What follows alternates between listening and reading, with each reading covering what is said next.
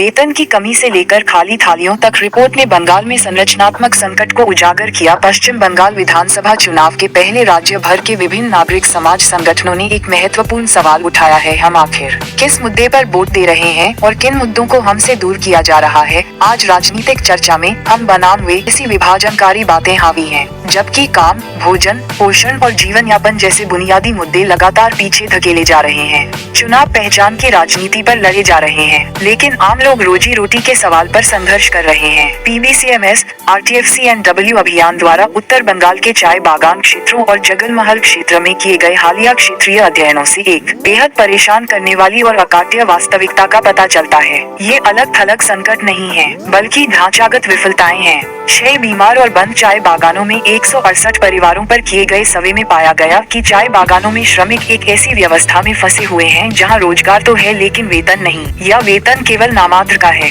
यहाँ तक कि जो बागान अभी भी चल रहे हैं, उनमें भी श्रमिकों के एक महत्वपूर्ण हिस्से को महीनों से वेतन नहीं मिला है। आधे से अधिक श्रमिकों ने 6 महीने से अधिक समय से वेतन बकाया होने की सूचना दी है, जिससे पूरे परिवार अत्यधिक असुरक्षा में डूब गए हैं। आय में इस गिरावट का सीधा असर भुखमरी पर पड़ा है। इससे पता चलता है कि चाय बागानों में श्रमिक एक ऐसी व्यवस्था में फंसे हुए हैं जहां रोजगार तो है लेकिन वेतन नहीं, या वेतन केवल नामात्र का है। यहाँ तक कि जो बागान अभी भी चल रहे हैं, उनमें भी श्रमिकों के एक महत्वपूर्ण हिस्से को महीनों से वेतन नहीं मिला है। आधे से अधिक श्रमिकों ने 6 महीने से अधिक समय से वेतन बकाया होने की सूचना दी है, जिससे पूरे परिवार अत्यधिक असुरक्षा में डूब गए हैं। आय में इस गिरावट का सीधा असर भुखमरी पर पड़ा है। 83% से अधिक परिवारों ने बताया कि पिछले महीने पैसे की कमी के कारण उनके पास भोजन नहीं था, और 85% से अधिक ने बताया कि परिवार के कम से कम एक सदस्य को पूरे दिन भोजन के बिना रहना पड़ा। इसके परिणाम स्वयं श्रमिकों के शरीर में दिखाई देते हैं, जिनमें से लगभग 37% सामान्य BMI सीमा से नीचे हैं, जो व्यापक कुपोषण का संकेत है। जंगलमहल में भी स्थिति कुछ इसी तरह की है, लेकिन उससे भी कहीं अधिक विकट है।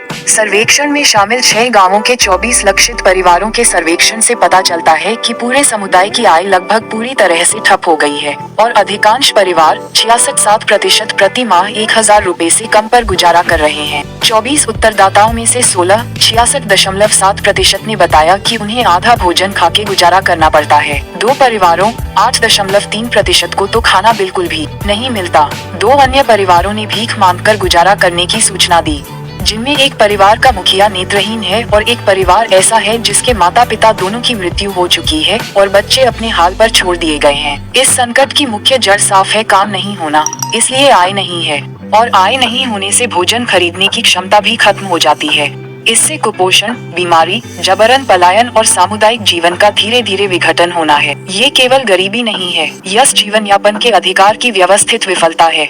आइए देखते हैं ये खबर विस्तार से डेली न्यूज फोकस के माध्यम से। बंगाल में उसका बहुत बड़ा कारण मनरेगा का ना होना, क्योंकि ग्रामीण क्षेत्र में रोजगार की कोई व्यवस्था भारत की सरकार ने पिछले 8 दशकों से।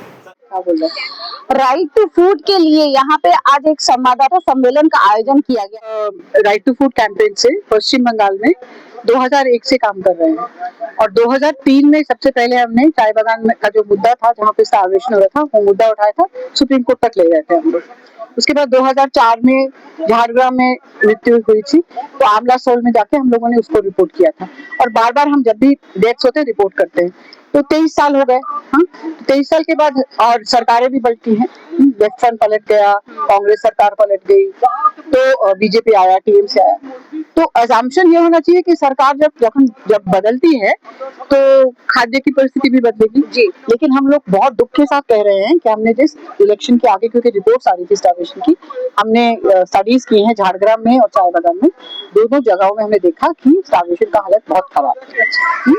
और दुख की बात यह है कि स्टारवेशन का हालत खराब होने के लिए हम लोग सरकार को दायी कर सकते हैं।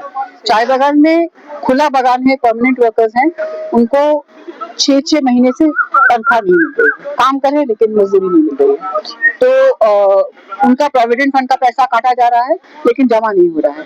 तो प्रोविडेंट फंड ऑर्गेनाइजेशन जो केंद्र सरकार की है वो भी कुछ नहीं कह रही। वेतन ही नहीं मिल रहा तो प्रोविडेंट फंड कैसे काटा जा रहा है मैम? जब वेतन मिलता है तब काटा जाता है, वो नहीं। तो 23 मतलब मई 23 से पैसा काटा जा रहा है लेकिन जमा नहीं हो रहा है। अच्छा। और आज भी जब जैसे बैक वेतन देते हैं उसमें पैसा काट के दे रहे हैं। अच्छा। जब भी देते हैं पैसा काट के देते हैं। तो इस तरह से क्या हो रहा है, और ग्रेच्युटी भी नहीं है, लोग बूढ़े हो गए, ग्रेच्युटी नहीं मिल रहा है, मर गए हैं बिना चिकित्सा के।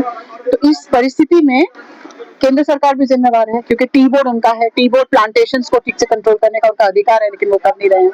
और ईपीएफओ है जिसको जिम्मेवारी है प्रोविडेंट फंड, लेकिन वो नहीं देख रहे। लेबर डिपार्टमेंट है राज्य सरकार का, वो अनदेखी कर रहा है। और हम लोग बार बार कंप्लेन कर चुके हैं, लेकिन कोई वो नहीं हो रहा, एक्शन नहीं हो रहा।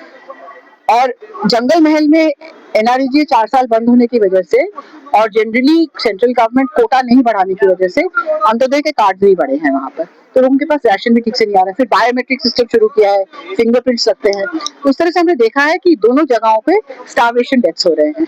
ऑलमोस्ट हमने जो सर्वे किया है उसमें ऑलमोस्ट 40% लोग malnutrition थे, 22% एट स्टार्वेशन लेवल से इन चाय बागान में। और यहाँ पे भी परिस्थिति ज्यादा अच्छी नहीं थी। जंगल महल में भी 24 फैमिली में से सिर्फ 9 फैमिली थी जिनको पूरा दिन का खाना मिला था, इस तरह का हालत था। तो ये जो हालत है, इसके लिए हम लोग कह रहे हैं कि केंद्र सरकार, राज्य सरकार दोनों ही दायी हैं।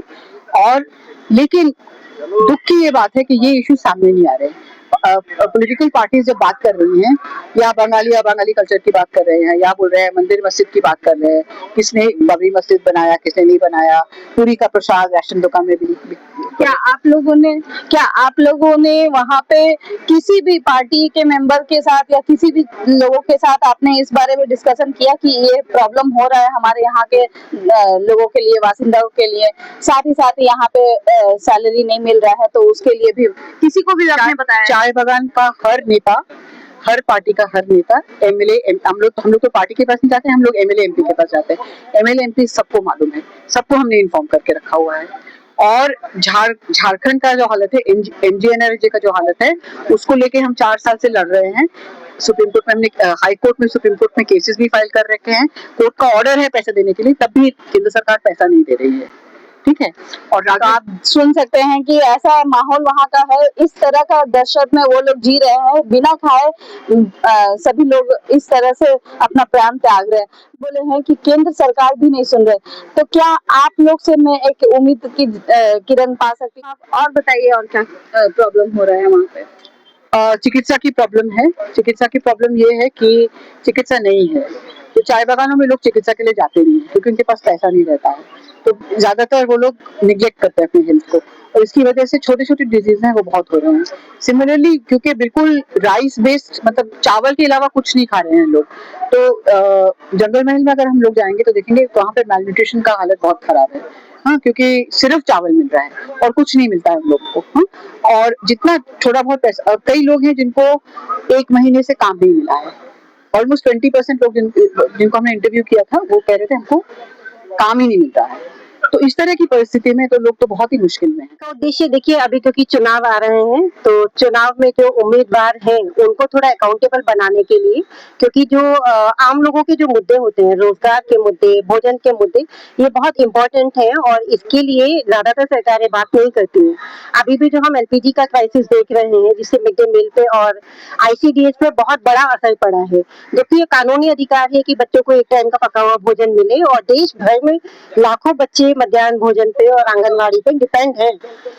हम देखते हैं कि बच्चे सो के भी उठते हैं, शाम के टाइम तो बर्तन लेके जाने लगते हैं आंगनवाड़ी से खाना मिलेगा, क्योंकि उनके घर में कुछ भी नहीं है। लेकिन वो मासूम बच्चे क्या जाने कि आंगनवाड़ी सिर्फ एक ही टाइम खुलती है।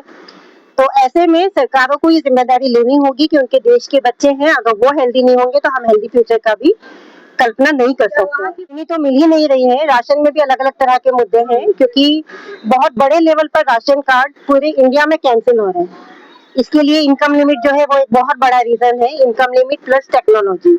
अब आधार में क्या होता है, आधार जब सीड हो जाता है, अब वही बच्चे जब जाते हैं स्कूल एडमिशन के लिए, ईडब्ल्यूएस के अंडर में अगर उनको एडमिशन लेना है, तो वहाँ पर साइबर कैफे वाले इनकम सर्टिफिकेट बनाते हैं, पेरेंट्स से पूछे बिना भी वो उनकी इनकम लिख देते हैं, 2.5 लाख 3 लाख। लेकिन राशन की इनकम लिमिट क्या है, अलग अलग राज्यों की अलग अलग है। अगर दिल्ली की भी मैं बात करूँ तो 1,20,000 है।